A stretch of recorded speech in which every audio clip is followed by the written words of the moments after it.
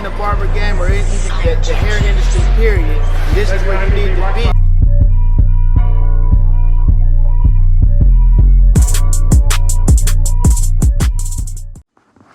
What's going on? It's your boy Loren The Barber, and I'm back with another episode. Today, you're going to learn how to do a high taper on a waver with a beard. If you watched my last tutorial, I did a low taper on a waver with a beard. Now this is the same process as I did with the waver that got a low taper. They always come in with their hair matted down, as they should, because they've been brushing their hair, wearing their do-rag at the proper times, so that their waves will be deep when they come in and get a haircut. So first thing that I do is I comb the hair out so that it'll be lifted up off of the scalp. So when I cut it down, it'll cut down evenly. So that's what I'm doing there. I'm using my Andis cordless Envies, and I start off with the lever pushed all the way up, and I do a balding line. I do it from the separation of the top of the ear to the top of the ear. Then the second line, I'm pulling the lever all the way back, and I'm making that line from the top of the balding line to about the middle of his line on his forehead, on the side of his forehead. Third, I'm gonna move the lever back up, and then I'm gonna knock out that line in between the bald line and the second line.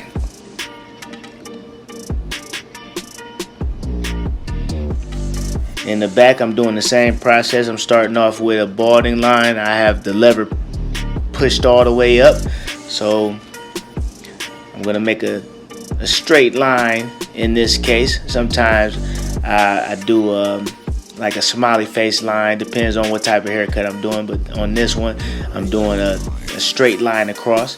Then I'm making a second line with the lever pulled all the way back, and you know, it's all to the discretion of the customer. Some customers will tell you that they want a high taper in the back, or some say mid taper, low taper. Some people will just say, go ahead, I trust you. So in his case, I've been cutting his hair for a long time. He just trusts me. So I'm gonna make the taper go until about the bottom of the ears. Now on this side, I'm speeding it up. It's the same process as we did on the left taper, the left temple taper, so I just sped it up. Now we're back here on the left side of the taper. I put my one guard on, and I'm making another line, and the line is from the top of the second line to the corner of his side lineup. And I'm feathering it in as well. I'm not making a hard line because it's going to be a transition into the dark part of his hair. He's going to leave it. Usually, you know, guys with deep waves, they want to leave a lot of hair on the top of their head. So I'm being mindful of that, so I'm feathering it in as I'm making that line. I don't want to make a hard line that's hard to get out.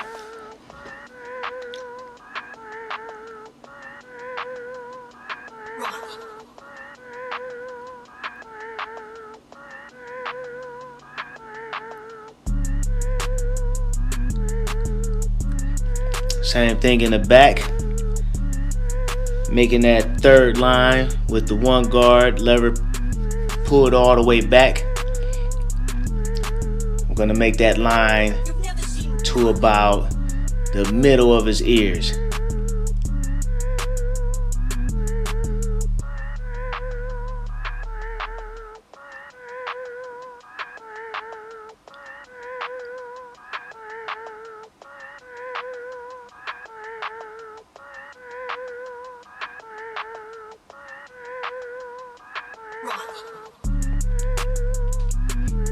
Once again, same thing on the right side, the right temple. Now I'm trimming it down. You know, that you always go with the grain on the waver. That's what I'm doing, just following the pattern of his hair. And in some cases, guys, they make a pattern that's not their natural wave, their hair pattern. They make a wave pattern that's not their natural hair pattern. So pay attention to that. In this case, this is his natural pattern, so I'm going along with his wave pattern, and I slowed it down on the part where I'm doing the crown. This is real important, definitely with wavers. They work hard on that crown. That's usually the last thing that they get right, is that crown. So that takes a lot of paying attention. And as you see, he has a nice crown, and so I'm using the same guard. I'm using the same lever space. I put the lever all the way back. I'm just going around in the circle, and I'm combing the crown at the same time while I'm following the pattern.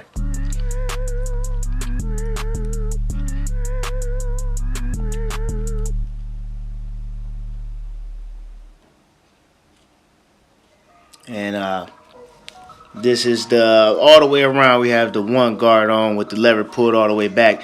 That would be similar to a two guard.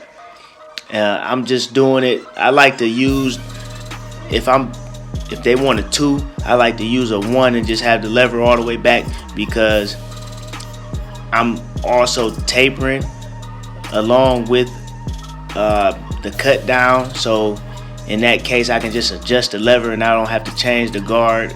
You know, for instance, if I had a two on there, if I wanted to blend something lower, I would have to change the guard to the one. So to make things happen quicker, I just keep the one on there and I just put the lever back in. If I need to blend, I just lift the lever back up. So now I switched it. I put on my zero guard, and I'm just going in here getting dark spots out. I'm using the corners of the blade. You know, it takes artistic skills to do this feather and this tapering. You know, we give you a system. You know, a good teacher will give you a system. Nonetheless, you have to still use your vision as an artist. So yeah, I'm telling you the steps, but you have to look in there after you do the steps and see where the detail, the taper. So that's what I'm doing here. I now have taken off my guard, and I'm just using the blade by itself, and I'm just getting the dark spots. I'm combing it down, separating the hair, and I'm getting the dark spots out so it'll be a smooth taper. So that's what you're gonna have to do.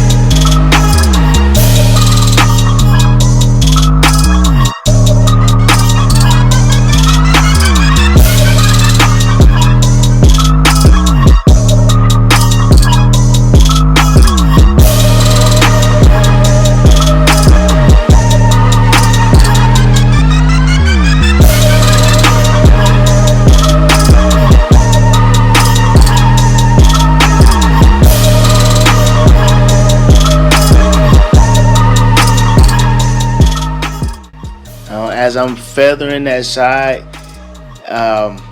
sometimes I go down, and the reason why I do that, after I've been going up so long, now when I go down, it smooths out the hair that's sticking up, and that helps with the blend.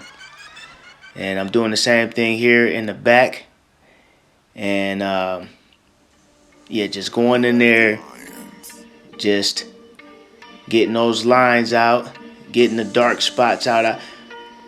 As I'm getting the dark spots out and I'm smoothing it out, I still try to stay symmetrical within my lines, because it's about the small details with me. I think that some stuff that you may not think that matters, it comes out in a full picture once you're done. So yeah, I maybe can get some stuff off just being sloppy and moving fast, but I think that it'll set me apart if I stay symmetrical and paying attention to what I'm doing in detail while I'm cutting. So I suggest, as a barber or any hairstylist, that you have to have something to set you apart. So I suggest that you stay symmetrical even while you're feathering and blending and just getting out dark spots.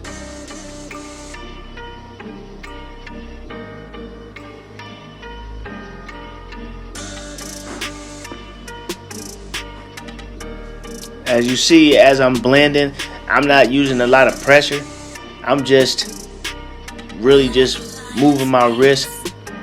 It doesn't take a lot of pressure. You'll end up irritating the skin by using a lot of pressure. You can just, these clippers are strong that they're making nowadays. So all you have to do is just tap the hair for the most part. Definitely if you haven't been making those hard lines, you don't have to use a lot of pressure, and you don't even have to stretch the skin a lot if you've been making soft lines as you've been going.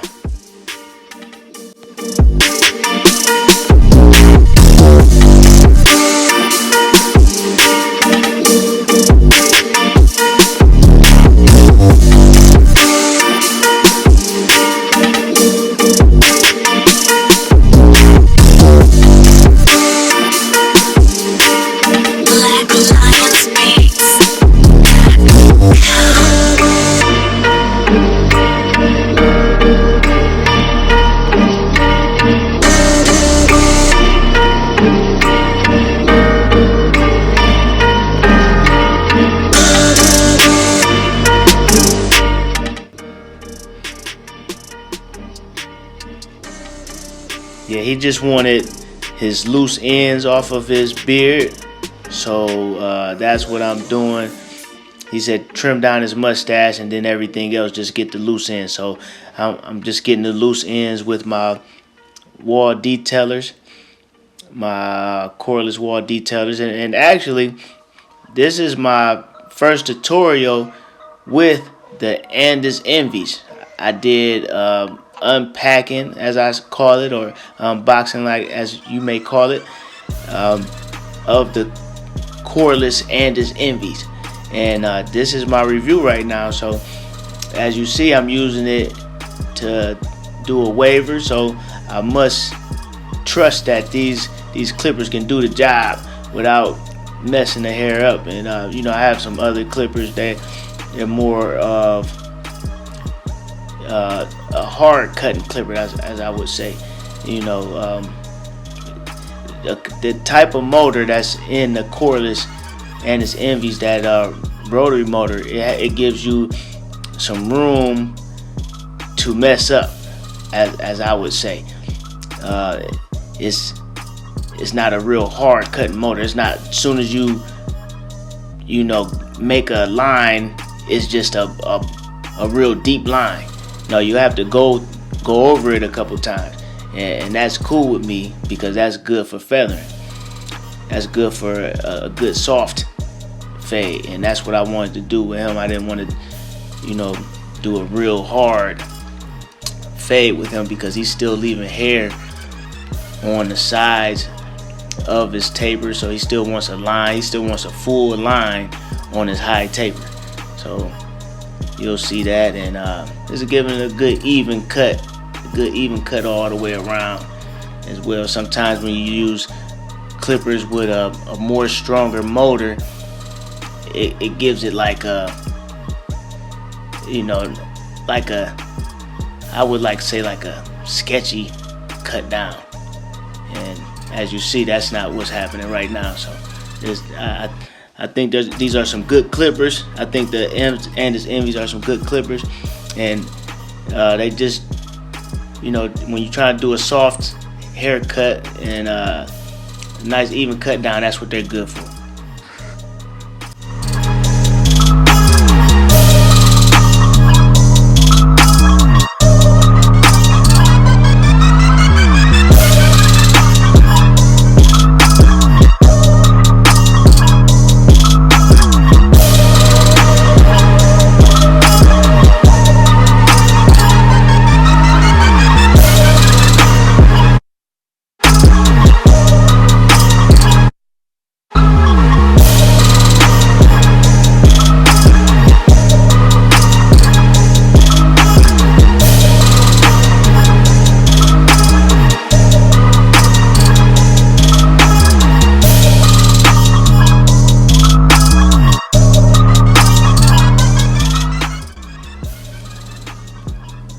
Now I'm lining under the beard, and I'm following the contour of the jaw, under the jaw. And you always want to ask the customer. A lot of customers now with their beard, they're doing a full beard under there. They'll say, line my beard up around where my Adam's apple is, because they want everything full. They're doing like a Rick Ross type of line on their beard. And in this guy's case, he doesn't want that. He wants it to line up with the contour up under his jaw. So that's what I'm doing.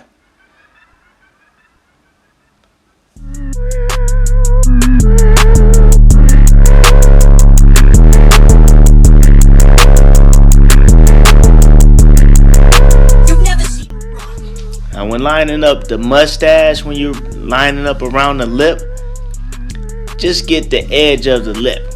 Unless the customer tells you different, just get the edge of the lip.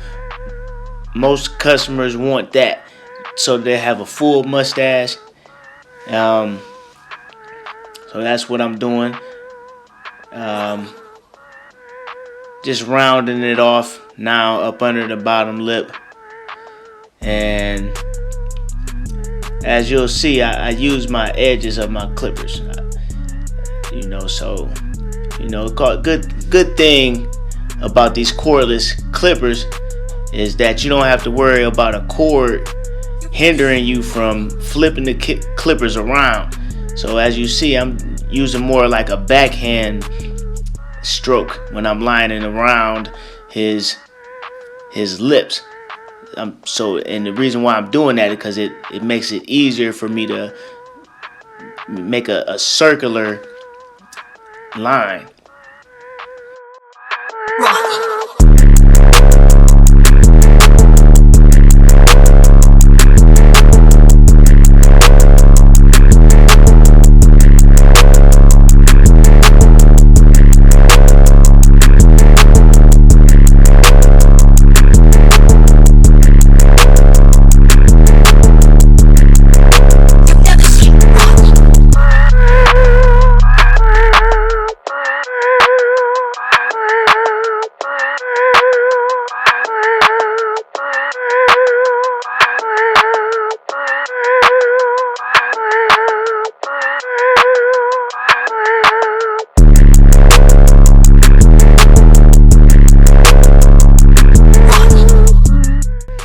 A trick that I use, that I see some barbers that don't use this, surprisingly, but I always tell my clients when I'm lining their mustache up to put their top lip in. That stretches the skin and makes it to where I can make a more straight and sharp line on the top of their mustache. Now here, like I said, he's not getting his taper completely bald, so I'm lining it up where it's supposed to be. Now it's really low right there.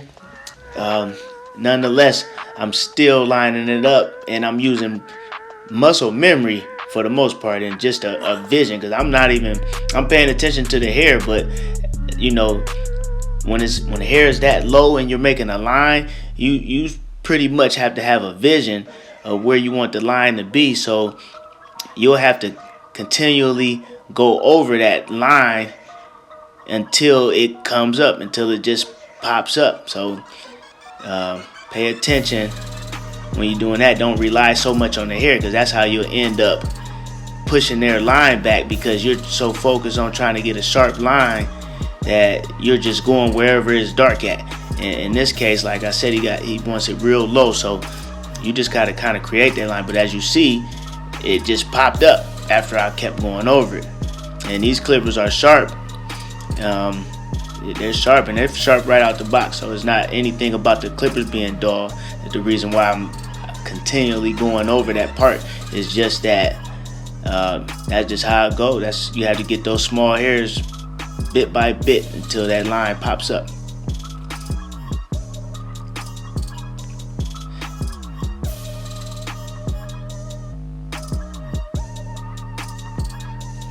I always add the mirror trick into my tutorials. I think this is important. I just watched a guy's haircut on Instagram, and he posted it because he felt as if it was some good work, and it was pretty much a sharp hairline. It's like he used some good clippers. Nonetheless, his lines on the sides, the size of his lineup, and where I call them the C's, where the C's end up to a point on the side of the forehead, they weren't lined up.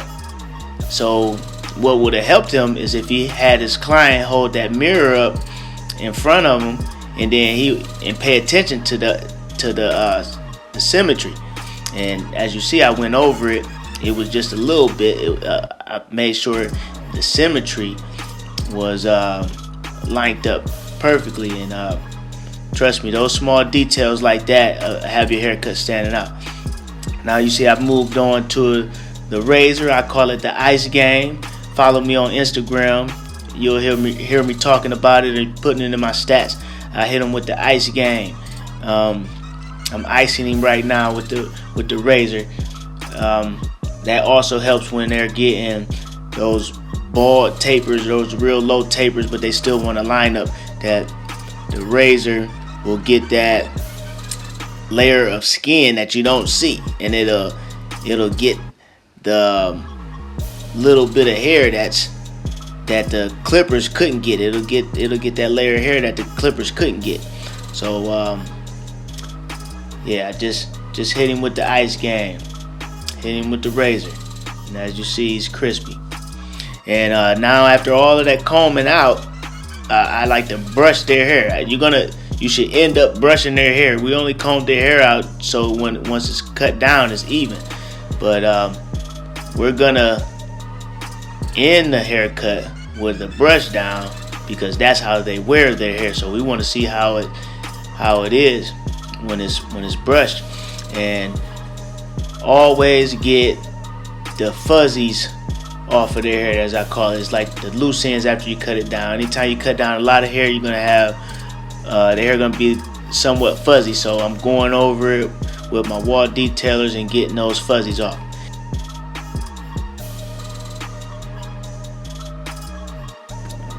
Now here's the final touches.